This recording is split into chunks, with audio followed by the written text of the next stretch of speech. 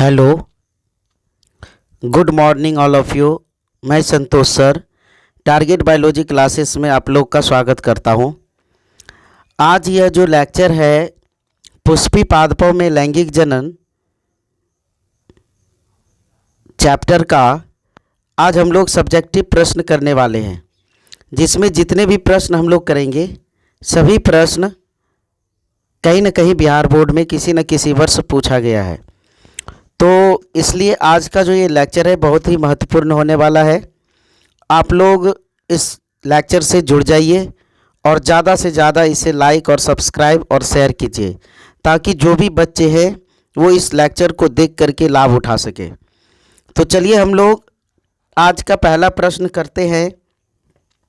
आज का पहला प्रश्न है कि वायु परागित पुष्पों के अनुकूलन बताएं। यानी ऐसा कौन सा पुष्प है जो कि वायु के द्वारा परागित होता है, और अगर वायु के द्वारा परागित होता है तो उसके लिए क्या क्या जरूरी होना चाहिए ताकि पुष्पों में वायु परागन हो सके। तो देखिए इसका आंसर है कि कुछ फूलों में परागन की क्रिया वायु के द्वारा होती है। कहता है कुछ फूलों में परागन की क्रिया वायु के द्वारा होता है, जिसे हम क्या कहते हैं, वायु परागन कहते हैं। तो पहला क्वेश्चन ये पूछा जाएगा कि वायु परागन किसे कहते हैं। तो जब फूलों में परागन की क्रिया वायु के द्वारा होती है तो इसे वायु परागन कहा जाता है। और जिस पुष्पों में वायु के द्वारा परागन होता है तो ऐसे पुष्पों को हम वायु परागित पुष्प कहते हैं। ठीक, तो वायु परागित पुष्प किसे कहते हैं? तो जिन पुष्पों में वायु के द्वारा परागन हो वैसे पुष्पों को हम वायु परागित पुष्प कहते हैं। वायु परागित पुष्पों के लिए अनुकूलन क्या है? तो पहला 4 कुल अनुकूलन दिया गया है। अगर ये चारों लक्षण अगर सभी पुष्पों में हैं तो वो सारे के सारे वायु परागन के योग्य माने जाएंगे। पहला है कि ये पुष्प चटकीले तथा भड़कीले नहीं होते हैं, यानी ये रंगीन नहीं होते हैं, और रंगीन नहीं होने के कारण इसकी ओर कीट आकर्षित नहीं होते हैं, तो ही इसमें वायु परागन संभव है। दूसरा अनुकूलन है कि इसमें मकर ग्रंथियां और सुगंध का अभाव होता है। इसमें मकर ग्रंथि और सुगंध ये दोनों नहीं पाए जाते हैं। अगर मकर ग्रंथि पाई जाएगी और सुगंध पाए जाएंगे तो फिर इसकी ओर कीट आकर्षित हो जाएंगे। इसलिए कीट आकर्षित ना हो, इसलिए ये वायु परागित पुष्प जितने भी हैं इन सभी में ना तो मकर ग्रंथियाँ होंगी और ना ही सुगंध के लिए कोई भी पदार्थ उसमें पाया जाएगा। ये 2 पॉइंट हो गए आपका। तीसरा पॉइंट है कि ये पुष्प छोटे होते हैं, रंगहीन होते हैं और गंधहीन होते हैं, और इसके साथ साथ ये आकर्षणहीन होते हैं। यानी ये सारे के सारे वायु परागित पुष्प छोटे, रंगहीन यानी आकार में छोटा होगा, इसमें कोई कलर नहीं पाया जाएगा, कलरलेस होगा। गंधहीन स्मेल लेस होगा, कोई गंध नहीं होगा, और अट्रैक्टिव लेस होगा, कोई आकर्षण इसके अंदर नहीं पाई जाएगी। ये पुष्प, चौथा पॉइंट है, ये पुष्प हल्के तथा प्रायः चिकने होते हैं, बहुत ही हल्का और चिकना होता है। तो ये कुल 4 अनुकूलन है जिसके आधार पर पुष्पों में वायु परागित हो सकती है। तो क्वेश्चन था आपका कि वायु परागित पुष्पों के अनुकूलन बताएं, तो हमने वायु परागन किसे कहते हैं ये बता दिया, वायु परागित पुष्प किसे कहते हैं ये भी बता दिया, और वायु परागन होने के लिए अनुकूलन क्या है। तो कुछ फूलें जिसमें परागन की क्रिया वायु के द्वारा होती है उसे हम वायु परागन कहते हैं। जिस पुष्प में वायु के द्वारा परागन होता है उस पुष्प को हम वायु परागित पुष्प कहते हैं। और अनुकूलन है कि ये पुष्प चटकीले तथा भड़कीले नहीं होते, इसमें मकर ग्रंथियां और सुगंध का अभाव होता है। ये पुष्प छोटे, रंगहीन, गंधहीन और आकर्षणहीन होते हैं, और इसके साथ साथ ये पुष्प हल्के और प्रायः चिकने होते हैं। तो ये पहला प्रश्न था। वीडियो कैसा लगा, क्वेश्चन आपको कैसा लग रहा है, समझ में आ रहा है या नहीं, हमें कमेंट्स करके ज़रूर बताएं। चलिए दूसरा स्लाइड है आपका, नेक्स्ट अगला स्लाइड है क्वेश्चन नंबर 2, जिसमें कि क्वेश्चन किया गया है कि भ्रूण कोश की घटक कोशिकाओं के नाम बताएं। यानी ये जो भ्रूण कोश होता है, कई बार हमने बता दिया है, आज पुनः बता रहे हैं, ध्यान दीजिएगा। ये भ्रूण कोश है। ये भ्रूण कोश में कहता है कि क्या क्या संरचनाएं पाई जाती है। तो देखिए एक भ्रूण कोश की घटक कोशिकाओं में क्या क्या पाया जाता है। एक अंड कोशिका, ये वाला जो है ये है अंड कोशिका। ठीक, इसके बाद द्वितीयक केंद्रक, ये वाला जो है ये द्वितीयक केंद्रक है।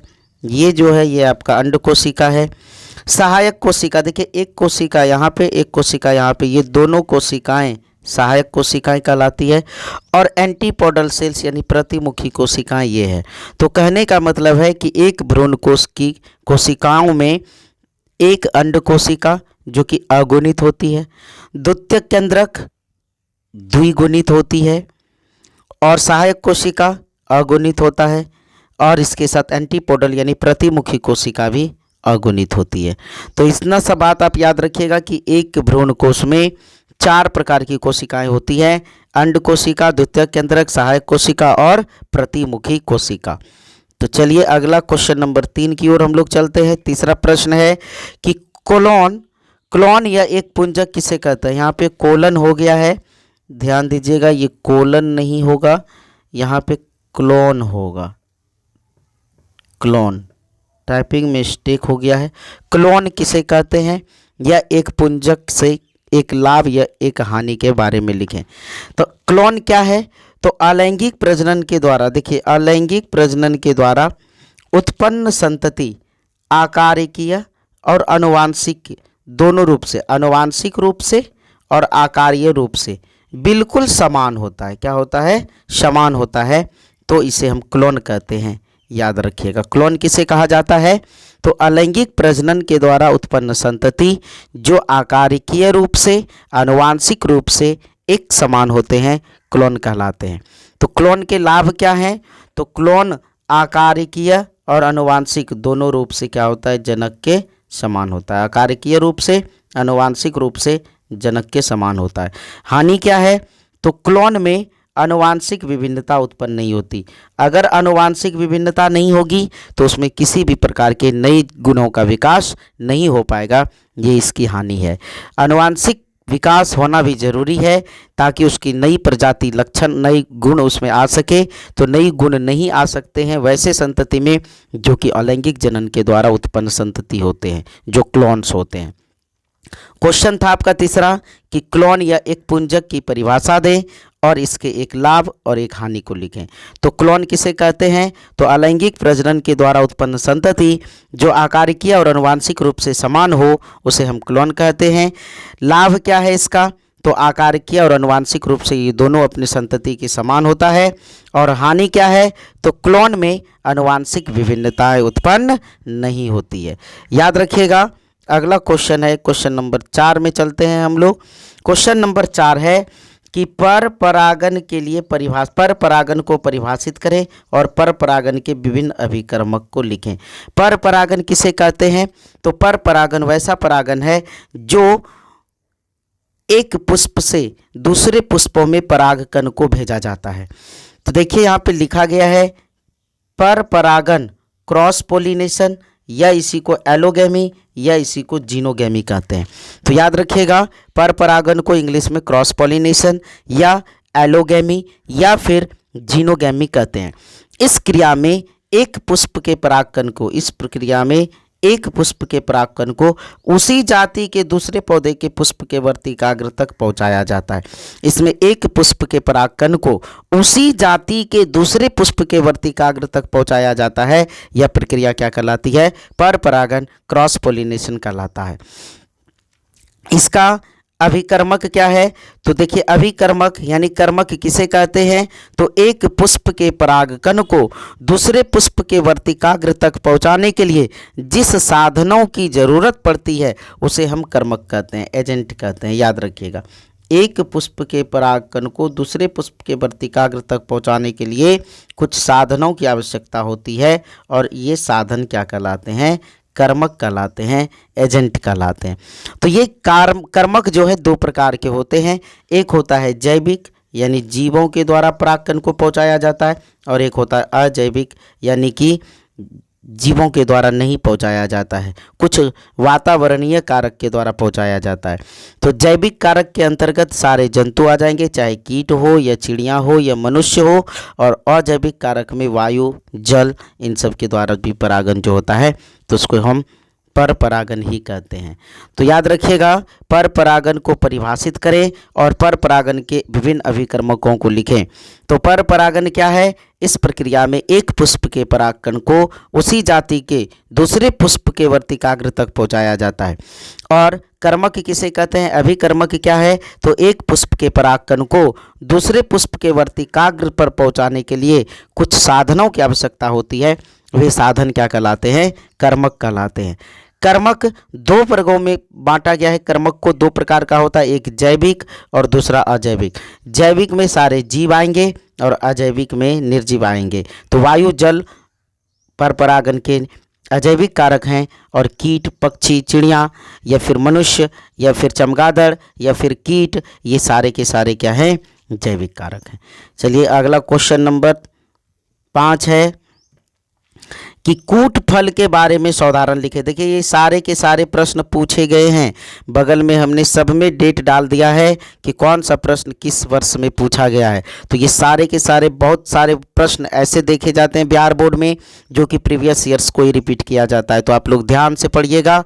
आप लोग इस लेक्चर को देखने के पहले एक कॉपी और एक कलम लेके ज़रूर बैठें और जितनी प्रश्न है उन सबों को आप ज़रूर एक बार अपने कॉपी में नोट करें ताकि एग्जाम के समय आप शॉर्ट रिवीजन करने में आपको आसानी हो सके। क्वेश्चन है कूट फल के बारे में उदाहरण सहित लिखें या इसी को दोनों पालियों में पूछा गया है प्रश्न कि कूट फल के बारे में सावधान बताइए। तो याद रखिएगा कि वह फल जिसका विकास अंडाशय से ना होकर पुष्प के अन्य भाग से होता है।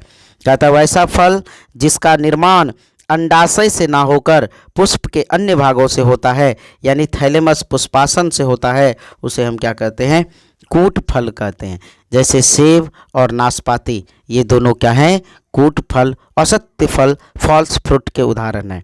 तो याद रखिएगा कूट फल क्या है? तो वह फल जिसका विकास अंडाशय से ना होकर के पुष्प के अन्य भाग जैसे पुष्पासन से होता है, उसे हम कूट फल कहते हैं, जैसे सेब और नाशपाती।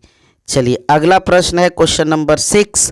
कहता है मोनोकॉर्पिक फलों की साधारण व्याख्या करें। मोनोकॉर्पिक फल बहुत ही अच्छा प्रश्न है जो कि BSEB 2013 बिहार बोर्ड 2013 में पूछा गया प्रश्न है। मोनोकॉर्पिक पादप या मोनोकॉर्पिक फल, इसका मतलब एक वर्षीय पादप। ऐसे पौधे जो कि एक वर्षीय होते हैं, एक वर्ष में वो खत्म हो जाते हैं पुष्प को, पौधे को, फल को निर्मित करके, वैसे पादप को हम मोनोकॉर्पिक पादप कहते हैं। और वैसे मोनोकॉर्पिक पादपों के द्वारा उत्पन्न होने वाले फल को हम मोनोकॉर्पिक फल कहते हैं।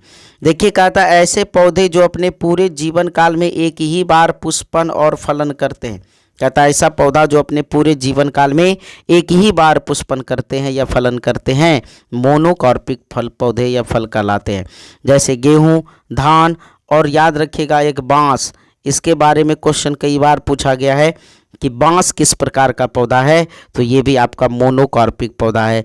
यह क्वेश्चन इस प्रकार से पूछा जाएगा, 4 ऑप्शन दे दिया जाएगा, बोलेगा निम्नलिखित में से कौन सा ऐसा पौधा है जिसके पूरे जीवन काल में सिर्फ एक बार पुष्पन की प्रक्रिया या फलन की प्रक्रिया होती है, तो वो होगा मोनोकॉर्पिक फल।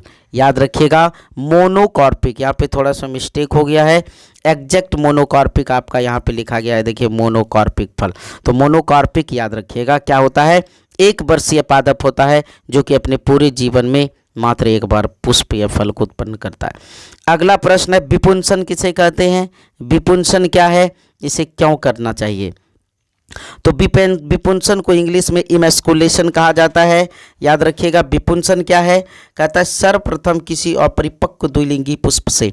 विपुंसन किस पुष्पों में संभव है? ये भी क्वेश्चन पूछा गया है। तो विपुंसन हमेशा द्विलिंगी पुष्प में संभव है। कहता है सर्वप्रथम किसी अपरिपक्व द्विलिंगी पुष्प से उसके पौधे पर लगे रहते हुए, जब वो पौधे पर लगे हुए हैं, चिमटी की सहायता से समस्त पुंकेसर काट कर निकाल दिए जाते हैं। इस प्रक्रिया को विपुंसन कहते हैं। कहता है जब कोई द्विलिंगी पुष्प अपने पौधे पर लगे हुए हैं और चिमटी की सहायता से उसके नर जनन अंग यानी पुंकेसर को काट कर निकाल दिया जाता है, तो यह प्रक्रिया क्या कहलाती है? विपुंसन कहलाती है। और ऐसा क्यों करते हैं? तो इस प्रकार के द्विलिंगी पुष्प में स्वपरागन की संभावनाओं को समाप्त करने के लिए विपुंसन किया जाता है। क्वेश्चन पूछा जाएगा आपसे कि विपुंसन की क्रिया किस पुष्पों में करना संभव है, तो द्विलिंगी पुष्पों में। क्यों किया जाता है, तो द्विलिंगी पुष्पों में स्वपरागन ना हो, स्वपरागन की संभावना को समाप्त किया जाए, इसलिए कौन सी क्रिया होती है, इमैस्कुलेशन होता है, विपुंसन होता है। ये भी प्रश्न आपका 2013 में पूछा गया है। आप क्वेश्चन बैंक निकाल करके सारे प्रश्न को देख सकते हैं, सारे के सारे प्रीवियस ईयर्स को क्वेश्चन पूछे गए हैं। अगला क्वेश्चन है द्विनिषेचन से आप क्या समझते हैं, और यह भी प्रश्न आपका 2017 में पूछा गया है। क्या द्विनिषेचन किसे कहते हैं, तो द्विनिषेचन तो दोहरा निषेचन, इसको कहते हैं डबल फर्टिलाइजेशन। निषेचन की क्रिया में नर युग्मक का अंड कोशिका से मिलकर द्विगुणित युग्मज बनाना और द्वितीयक केंद्रक का नर युग्मक से मिलकर द्विनिषेचन, नर युग्मक से संलयन द्विनिषेचन कहलाता है।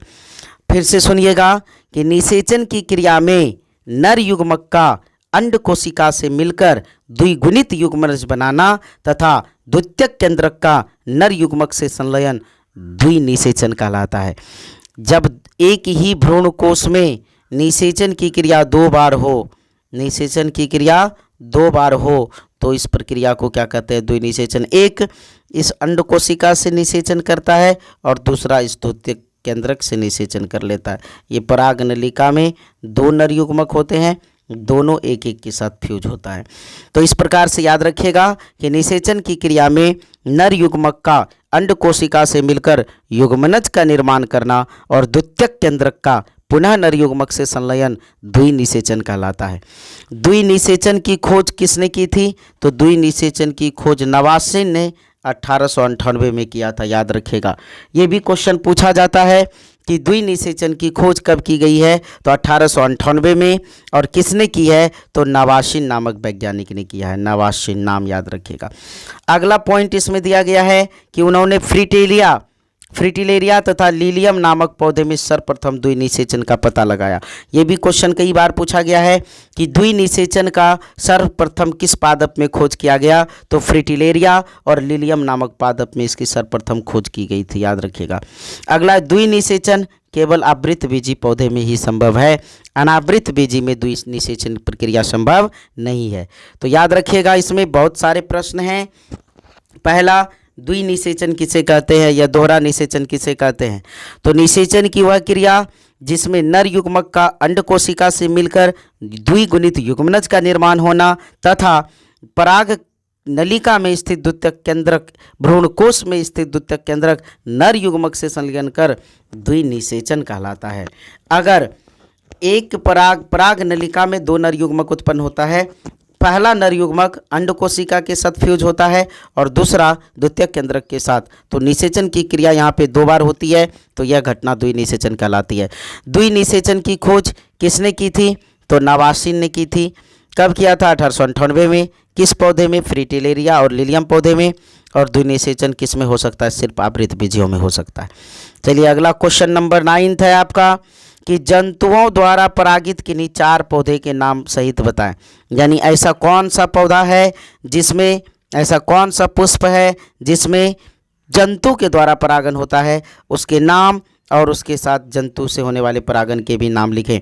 ये देखिए 2017 में क्वेश्चन पूछा गया है, तो याद रखिएगा। पहला हमने लिया मधुमक्खी, इसमें साल्विया, मटर और मदार और ऑर्किड जैसे पौधे में किसके द्वारा परागन होता है, मधुमक्खी के द्वारा। अगला है मक्खी, तो मक्खी के द्वारा रैप्लिसिया और स्कोलियोपस नामक पौधे में मक्खी के द्वारा परागन होता है। अगला है बर के द्वारा अंजीर में परागन होता है, तितली के द्वारा डायंथस और लिली में, और सलभ के द्वारा तंबाकू, धतूरा और मक्का में परागन होता है। तो यहाँ 4 ही पूछा गया था और 4 ही पौधे और 4 ही कीट पूछे गए थे, जंतु पूछे गए थे, लेकिन हमने यहाँ पे कुछ ज़्यादा बता दिया है। तो आप याद रखिएगा कि तंबाकू में किसके द्वारा परागन होता है, सलभ के द्वारा। धतूरा में किसके द्वारा परागन होता है, सलभ के द्वारा। मक्का में किसके द्वारा परागन होता है, तो सलभ के द्वारा। डायंथस में किसके द्वारा परागन होता है, तितली के द्वारा। लीली में किसके द्वारा परागन होता है, तो ये भी याद रखिएगा, तितली के द्वारा। अंजीर में किसके द्वारा होता है, बर के द्वारा। रैफ्लिसिया और स्कोलियोपस में मक्खी के द्वारा। साल्विया, मटर और मदार, ऑर्किड जैसे पौधे में मधुमक्खी के द्वारा परागन की क्रिया होती है। चलिए क्वेश्चन नंबर 9 यही था आपका। अगला लास्ट नंबर क्वेश्चन है, क्वेश्चन नंबर 10, जो कि आपका बहुत ही मोस्ट इम्पॉर्टेंट है कि पर परागन के लाभ बताएं, पर परागन में होने वाले लाभ। तो देखिए कहता है पर परागन से उत्पन्न बीज बड़े होते हैं, स्वस्थ होते हैं और अच्छे नस्ल वाले होते हैं। इनमें संकर ओज होता है, यानी हाइब्रिड नस्ल देखा जाता है। दूसरा, पहला ये था। दूसरा है पर परागित पुष्पों से बनने वाले फल बड़े होते हैं, स्वादिष्ट होते हैं तथा इनमें बीजों की संख्या अधिक होती है। अगला है पर परागन द्वारा रोग प्रतिरोधक तथा अधिक उत्पादक वाली नई जातियां विकसित की जाती है। जब पर परागन होती है तो उससे जो नए पौधे का विकास होता है वो रोग प्रतिरोधक होता है, यानी किसी रोग से लड़ने की क्षमता उसमें अधिक होती है और उसकी उत्पादन क्षमता भी अधिक होती है। अगला है चौथा पॉइंट, इस पर परागन में पौधे की कई नई जातियां तैयार की जा सकती है जिसमें नए गुणों का समावेश किया जा सकता है। अगर आपको उन्नत और नई जाति का पौधा चाहिए, पुष्प चाहिए, फल चाहिए, तो आपको पर परागन ही अपनाना पड़ेगा। इस विधि द्वारा पौधे के हानिकारक गुणों को पृथक किया जा सकता है, यानी इसमें जो हानिकारक गुण है उसको हम पौधा से बाहर कर सकते हैं और जितने लाभदायक गुण हैं उसको हम सिर्फ रहने दे सकते हैं। तो क्वेश्चन नंबर 10 क्या था? पर परागन के लाभ को बताएं। तो पर परागन के निम्नलिखित लाभ हैं। पहला कि पर परागन से उत्पन्न बीज बड़े होते हैं, स्वस्थ होते हैं, अच्छे नस्ल वाले होते हैं और सारे के सारे हाइब्रिड नस्ल देखे जाते हैं। पर परागित पुष्पों से बनने वाले फल बड़े होते हैं, स्वादिष्ट होते हैं और इसमें बीजों की संख्या अधिक होती है। पर परागन दोहरा द्वारा रोग प्रतिरोधक पौधा अधिक उत्पादन देने वाली नई जातियों का विकास किया जाता है। पर परागन द्वारा पौधे की नई किस्म तैयार की जा सकती है जिसमें नए गुणों का समावेश किया जा सकता है और इसके द्वारा पुराने गुण जो कि हानिकारक गुण हैं उसको हम पृथक कर सकते हैं। तो कुल मिला के 10 प्रश्न आज के लेक्चर में हमने कराया। इस 10 प्रश्न को आप जरूर अपने कॉपी में पेन से नोट कीजिएगा और उसके बाद याद कीजिएगा। एक बार पुनः हम रिपीट करा रहे हैं, शॉर्ट रिवीजन करा दे रहे हैं। वायु परागित पुष्पों के लिए अनुकूलन बताएं। तो कुछ फूलों में परागन की वह प्रक्रिया जिसके द्वारा वायु के द्वारा जिसमें परागन होती है उसको हम वायु परागन कहते हैं। ऐसे पुष्प जिनमें वायु के द्वारा परागन हो उसे हम वायु परागित पुष्प कहते हैं। वायु परागन किसे कहते हैं? तो जिस फूलों में परागन की क्रिया वायु के द्वारा होती है उसे हम वायु परागन कहते हैं। वायु परागित पुष्पों का अनुकूलन क्या है? तो ये पुष्प चटकीले नहीं होते हैं, भड़कीले नहीं होते हैं, इसमें मकर ग्रंथि सुगंध का अभाव होता है। ये पुष्प छोटे होते हैं, रंगीन होते हैं, गंधहीन होते हैं और आकर्षणहीन होते हैं। ये पुष्प हल्के तथा प्रायः चिकने होते हैं। अगला क्वेश्चन नंबर 2 है कि भ्रूण कोश की घटक कोशिका का नाम लिखें। तो भ्रूण कोश में 4 कोशिकाएं, 3 कोशिकाएं और 2 केंद्रक है। अंड कोशिका अगुणित होती है, द्वितीयक केंद्रक द्विगुणित होता है, सहायक कोशिका अगुणित होती है और प्रतिमुखी कोशिका अगुणित होती है। अगला क्वेश्चन है क्लोन किसे कहते हैं या एक पुंजक किसे कहते हैं, इसके लाभ और हानि। तो अलैंगिक जनन के द्वारा उत्पन्न संतान जो आकारिकीय रूप से तथा आनुवांशिक रूप से समान होते हैं उसे हम क्लोन कहते हैं। लाभ क्या है? तो आकारिकीय और आनुवांशिक रूप से संतति जनक के समान होती है। और क्लोन में हानि क्या है? तो क्लोन में आनुवांशिक विभिन्नता देखने को नहीं मिलती, आनुवांशिक विभिन्नता यहाँ पे उत्पन्न नहीं होती है। क्वेश्चन नंबर 4 है पर परागन को परिभाषित करें। पर परागन के लिए विभिन्न अभिकर्मकों को लिखें। तो पर परागन को इंग्लिश में क्रॉस पॉलिनेशन, एलोगैमी या जीनोगैमी कहा जाता है। इस क्रिया में एक पुष्प के परागकण उसी जाति के दूसरे पुष्प के वर्तिकाग्र तक पहुंचाया जाता है। एक पुष्प के परागकण को दूसरे पुष्प के वर्तिकाग्र तक पहुंचाने के लिए कुछ साधनों की जरूरत पड़ती है और उसे हम अभिकर्मक एजेंट कहते हैं। ये 2 प्रकार के हो सकते हैं, जैविक हो सकता है या अजैविक हो सकता है। जैविक में जंतु, कीट, पक्षी, मनुष्य सभी आएंगे और अजैविक में वायु और जल आएंगे। अगला प्रश्न है क्वेश्चन नंबर 5, कूट फल किसे कहते हैं? ये 2013 में पूछा गया है। तो वह फल जिसका निर्माण अंडाशय से ना होकर पुष्प के अन्य भागों से होता है यानी पुष्पासन से होता है उसे हम सत्य फल या असत्य फल कहते हैं या कूट फल कहते हैं, जैसे सेब या नाशपाती। अगला है मोनोकार्पिक फलों का उदाहरण दे। तो मोनोकार्पिक फल वैसे फल को कहा जाता है जिस पौधे में पूरे जीवन काल में एक ही बार पुष्पन या फलन हो, वैसे फलों को हम मोनोकार्पिक फल कहते हैं, जैसे धान हो गया, गेहूं हो गया। अगला क्वेश्चन नंबर 7 है विपुंसन किसे कहते हैं? तो विपुंसन को इंग्लिश में हम इमैस्कुलेशन कहते हैं। विपुंसन क्या है? तो विपुंसन सर्वप्रथम द्विलिंगी पौधे में स्वपरागन को रोकने के लिए इसे किया जाता है और इसके साथ साथ जो है सर्वप्रथम किसी अपरिपक्व द्विलिंगी पुष्प में उसके पौधे पर लगे रहते हुए चिमटी की सहायता से समस्त पुंकेसर को हटाकर निकाल देना विपुंसन कहलाती है। इस प्रकार की क्रिया क्यों की जाती है? क्योंकि उस पौधे में स्वपरागन की क्रिया को समाप्त किया जाए। द्विनिषेचन से आप क्या समझते हैं? तो द्विनिषेचन यानी दोहरा निषेचन, यहाँ पे क्या होता है? पराग नलिका में दो नरयुग्मक होते हैं, एक नरयुग्मक अंडकोशिका से और दूसरा नरयुग्मक भ्रूण कोश के द्वितीय केंद्रक से जुड़ता है। 2 बार संलयन होता है, इस क्रिया को द्विनिषेचन कहते हैं। द्विनिषेचन की खोज नवास्तिन ने 1898 में किया था।